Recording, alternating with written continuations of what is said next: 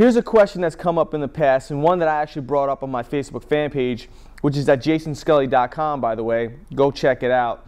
And the question is whether someone should have some sort of competition experience to receive a black belt in Brazilian Jiu Jitsu. Now, this topic, just like other topics, is a pretty controversial topic because there's many people who believe that they shouldn't have any competition experience, or they don't need to have any competition experience to get a black belt in Brazilian Jiu Jitsu. And then there's a lot of other people who feel that somebody should have competition experience to get a black belt in Brazilian Jiu Jitsu. My opinion is, for someone to get a black belt in Brazilian Jiu Jitsu, they should have at least some sort of competition experience. I don't even care if it's just once. They should experience what it's like to compete, because it's not the same as practice. Now, a common argument that people bring up is that Brazilian Jiu Jitsu was designed for self-defense. Okay, now Brazilian Jiu Jitsu may have been designed for self-defense, but if you look back in history, if you look back in time, the way that the Gracies proved that Brazilian Jiu Jitsu was an effective art was through competition. Whether it was organized competition or it was through a challenge, there was some sort of competition in there. And the other thing for me, it's very, very rare that I come across a black belt who has never competed. Now, true, there are some exceptions. There are a few people, I'm not going to name names, there are a few people that basically people bring up all the time. It's like one or two people. But from my experience, so what I see is, this is my skewed estimate, 99% of the people who are black belts have some sort of competition experience. Even if they only competed once, they still competed. Others have brought up that, someone shouldn't have to win competitions to get rank and get, a black belt and all these things. I'm not talking about winning, and I'm not talking about losing. There's so much more to competition than just the winning and losing aspects. Now, don't get me wrong. If you want to become a champion, if you want to win first place and you want to get gold medals, then you need to have a focus on winning. Regardless if you do a competition or not, it doesn't matter what your goal is for the competition. Even if it's just for experience, everybody wants to win. You don't do a competition and not want to win. But if your goal is to become a world champion, a local champion, a Grapplers Quest champion, or any other type of champion, then you need to train specifically so then that way you can become a champion. But then there are some other people who want to compete just so they can test themselves, so they can get the experience. Now, they still want to win, but if they lose, they actually gain a lot more than they realized. Another common, thing that I hear from people is that, well, competitions don't really mimic real life situations. True, grappling competitions, MMA competitions, they don't mimic true real life situations. But the fact of the matter is, people don't want to get into fights. Most people who aren't nuts don't want to go around and just get into fights with people. Competition helps you deal with things like nerves and adrenaline, the unknown, which are things that you wouldn't experience in everyday life, because it's not like you're going around getting attacked by people every single day. Some other people say, well, I train all the time, I'm constantly training, I tap out this person, I tap out that person. What if the person is constantly tapping out these people in practice? Practice is not the same in competition. If you have never competed before, and you do a competition, you're going to see, just by even having one match, that it's extremely different. I honestly believe that the pros highly outweigh the cons in regards to competing, even if it's just once, that there's no reason for somebody who wants to continue Brazilian Jiu Jitsu and obtain the rank of black belt to not compete. When you go to practice and you go to training, let's say you train 2, 3, 4 days a week, it becomes routine. It's just something, it's something you do. Obviously, there's different things you do in class, and there's, different scenarios. You come across a lot of different things, a lot of different attacks still as well. Rolling is usually never the same. You have a better idea of what to expect. Most people aren't nervous before they go to practice. Most people, their adrenaline isn't extremely pumping before they're going to practice. Most people, they don't have these butterflies in their stomach before they go to practice. If it's your first day, you're probably going to feel that because you're not nervous about training or you're nervous about the environment more than anything. When you go to practice, it's something you do on a regular basis every week, so then that way it's easier for you to control your nerves. When it comes to competition, even if you do compete a decent amount of time, you're still gonna have emotions because you don't know this other person. You don't see this other person or these other people that you're gonna be competing against. So you're gonna start getting nervous, you're gonna get butterflies in your stomach, your adrenaline's gonna start going. You may have extremely good conditioning in class, but you'll probably gas out in competition. The other thing about competing is whether you win or lose, you're gonna analyze that day and those matches more than any practice you have ever had. And the reason for that is because number one, you wanted to win. Number two, you're going against a stranger. Number three, you're getting ready to test yourself. It's a personal test. Now, the main person who cares more than anything, whether you win or lose, is yourself. Your coaches, your teammates, you know, they're gonna support you. They want you to win, but if you don't win, they're not gonna hate you. The person who puts the most pressure on yourself is yourself. And in my opinion, that's important as well, because when you train, while you may put a little pressure on yourself because, you know, people do gauge their training in different ways, in competition, you're probably gonna be putting a lot more pressure on yourself, and you're gonna see how you actually handle that. And then because of that, when the tournament is over or the matches are over, especially if you end up losing, I guarantee you're going to be thinking about that match all the time. I could have did this. I should have did that. My opponent did this. My opponent did that. You might even take notes for the first time. You may have never taken notes in class, but you might jot down notes on your competition because, you know, all these things are sticking out in your brain. And then that one match or those two matches are probably going to be equivalent to 4 or 5 classes. I haven't had one student or met one person who's done a competition and said they didn't think about it days or even weeks afterward. And that's not a bad thing, because by you thinking about it, you're going to be thinking about ways you can improve. You're going to start asking your coach questions. You're going to possibly ask your fellow peers questions. So then that way your jiu-jitsu can get better and better every time. I know for me personally, every time I compete, my game and my jiu-jitsu rises because I want to improve what I did wrong during those times. And if I did well, I want to make what I did good even better. And then there are other positives to competing that a lot of people don't even think about. One of those positives is camaraderie. By going to a competition with your teammates, you're going to feel closer to your teammates than you did before you went. And the reason for this is because you're all supporting each other. You're all at this common place together outside of the gym, you know, away from where you regularly see them. You're helping them, you're coaching them, you're cheering them on, you're giving them high fives, you're possibly even giving them hugs because, you know, people are doing awesome, and you become closer and closer, and you realize that these people that you didn't even know before, they're here for you and they're here to support you. And for me, that's something I would never trade. And on top of that, you're gonna meet so many different people. Even one competition, my first ever competition, I met 4 or 5 different people. And then I ran into them in later competitions, and now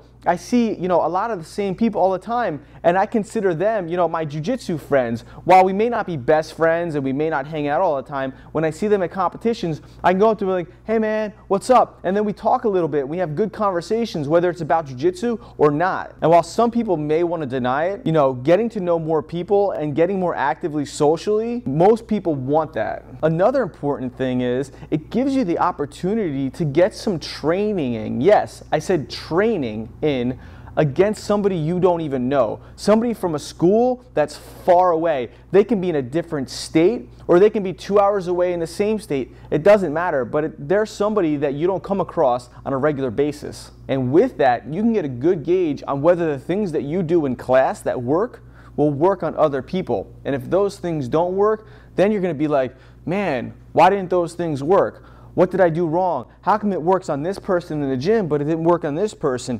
Did he do something differently? What can I fix? You may ask yourself those questions, you may ask your coach those questions, or you may ask a teammate those questions. And the other thing, it helps you control your emotions being around a whole bunch of different people.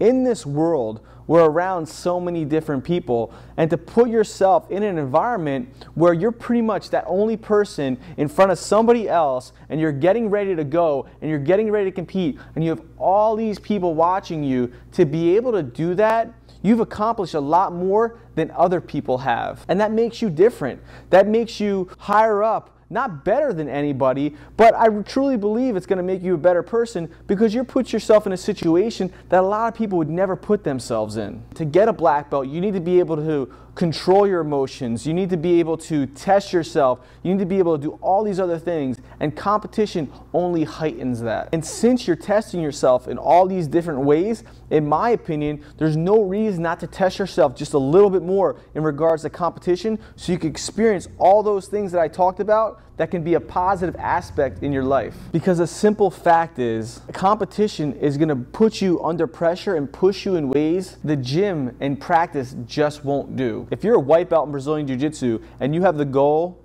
to become a black belt, you have to realize that it's not the easiest thing in the world, but when you do reach that black belt, it's not about the color of the belt. It's not even about the skill set that you have. It's the dedication and the desire that you put in and the will not to quit and all the experiences that you've come across in your life that make that black belt worth it. And having at least one experience in regards to competition is only going to make it better. I have never met one person who's competed, even if it's just once, that told me they regretted it. And that's even if they got beat really bad in competition. That same person who may have lost 20-0 or got tapped out really quick, they never regretted it. So even just with those few things, that's why for me, for somebody to get a black belt, they should compete at least once. Because for someone to miss out on those opportunities, on those positive opportunities, I really believe it's going to be a disservice to them. Now, a lot of people say, hey, you can't force anybody to compete. And I say I don't ever force anybody to do anything. I highly encourage it. And then, others are like, well, if you highly encourage it, but you won't give somebody a black belt, if they didn't do a competition, then isn't that forcing them? No, it's not forcing them, because people are adults. They can do whatever they want. And I have my choices in regards to the requirements that I have for my academy, and other people have their choices in regards to the requirements that they have for their academy. I will promote somebody up to purple, possibly brown belt, without them ever competing. But if they want to get a black belt, they're going to have to compete at least once, just so they can see if those experiences are worth it for them. Because you know what?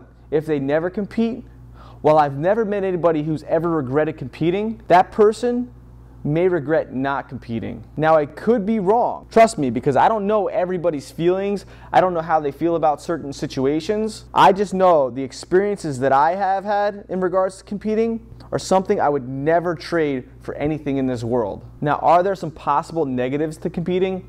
Yes, there are some possible negatives to competing, but a lot of those same negatives to competing are the same negatives that someone may experience in practice. Negative number one, you may get injured when you compete. The intensity level is higher. When you compete, it's not the same as practice. Somebody's coming at you harder, they want to win, the adrenaline is going in, you're going to get an adrenaline dump. You may be in perfect shape when it comes to practice training, but you may not be in good shape when it comes to competition training, and then something might happen and you may get injured. And nobody wants to get injured. The fact of the matter is, when you train 3-4 days a week, you still have the possibility of getting injured. Another negative is you may lose. You may go in there, you may pay your fee, and you may lose. You may lose one match, and then you may be done. And while you may feel like you wasted $50, $60, or $70, I guarantee you're going to be thinking about that one match and why you lost. And you're possibly going to either be asking yourself questions or asking somebody else questions on how you can make yourself better in regards to what happened that day. And trust me, a lot of people who go to practice, they have many days where they win or lose, because some people have an ego where they pretty much, treat lots of days like it is a competition to themselves. So they go home and they're like, oh man, I lost today. And those people who usually keep that attitude, they don't usually last anyway. And in relation to that, it smashes your ego. So you may be doing well in practice, but then when competition comes around, you may get beat, and all of a sudden your ego is smashed, and you don't know how to fix it. You don't know how to recompose yourself. And then the next thing that happens is you end up quitting. The truth of the matter is, there are some people who do compete, and after they compete, they may not do well, and then they stop doing jiu-jitsu altogether. But for those people, there's an extremely high chance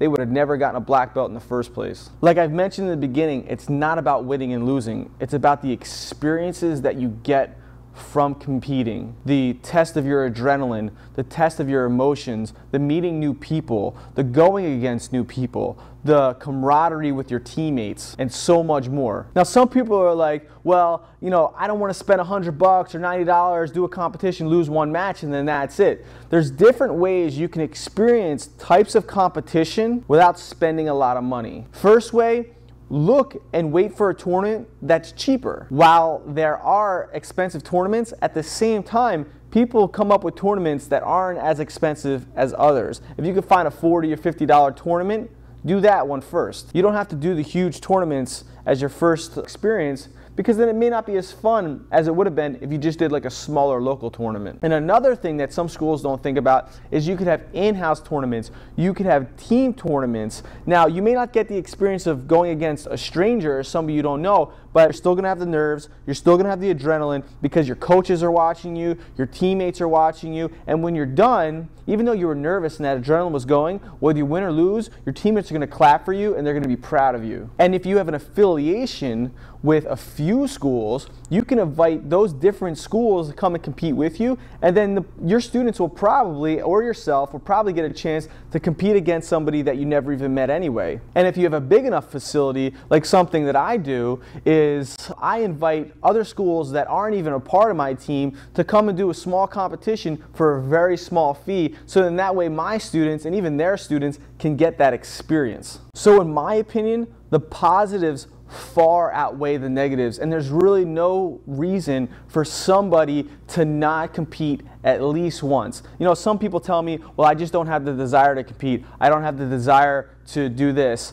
And you know, the way that I see that is, you know, making it a black belt, you really have to test yourself. You're gonna go through so many ups and so many downs, and you're gonna go through so many trials and tribulations. You're gonna meet people you like, and you're gonna meet people you don't like. And for you to make it to black belt, you're above average in my opinion, because you made it to a goal that most people will not make it to. Now, this is just my opinion. Other people have ways that they do things, and that's perfectly fine. I'm not gonna downplay anybody or think down on anybody who got a black belt and they never competed, because you know what? They made it farther and they made it to a place that most people will never make it to. I just truly feel that it's an experience that everyone should have. So with this video, I'm not gonna argue and say that I'm right and you're wrong.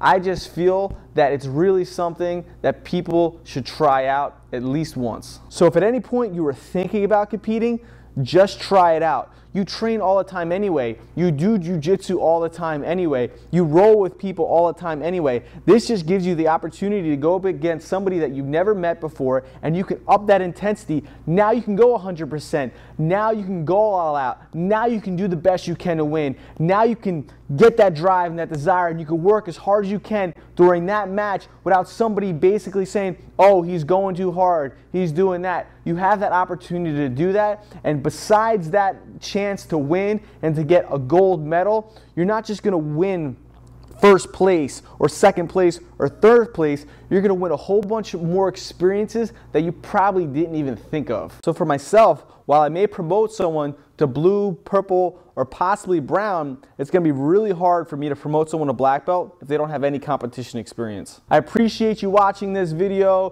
wherever you're watching this, whether it's YouTube, a forum, Facebook, or anything else.